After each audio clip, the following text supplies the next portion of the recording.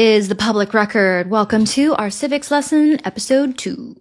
Think of the public record as this containment field that the legislative process takes place on. In the same way that football takes place on a football field, soccer on a soccer field, chess on a chessboard. There are boundaries, there's out of bounds, inbound, and being inbound and on the public record is where it counts the most.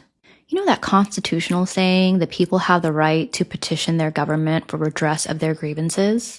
That petition part has a process, and that process involves getting on the public record. And that public record is at any public meeting, whether it's a city council meeting, a board of supervisor, house congressional hearings, oversight committees, all publicly noticed meetings. And that's you writing your elected representatives, making those phone calls, showing up to give public comment. All of those moves are moves on the public record. The public record also includes all of government's dealings with executing the will of the people, the business of the people, the results from investigations and things like that.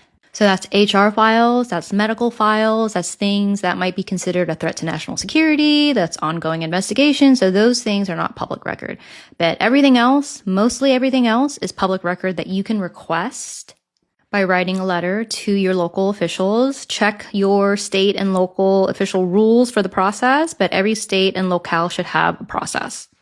And what is also not the public record, really, is social media, unfortunately, or fortunately, depending on who you ask.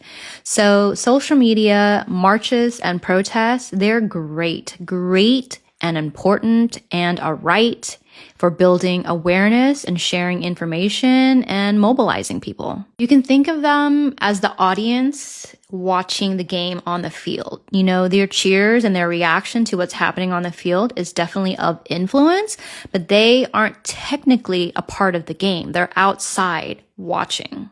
So it does count, but it counts a little bit differently. And I'll give you an example. I have done campaigns where I did social media, raised awareness. There was like thousands and thousands of likes.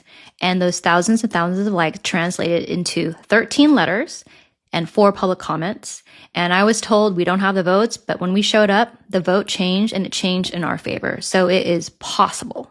Another reason why it's important is when there are studies and investigations, academia and whoever is investigating, they will go and they will look at the public record and count every single letter and comment and use that as an assessment of the will of the people. And were those elected officials acting in accordance with the will of the people or not? Okay, tune in next week for more. Okay, bye!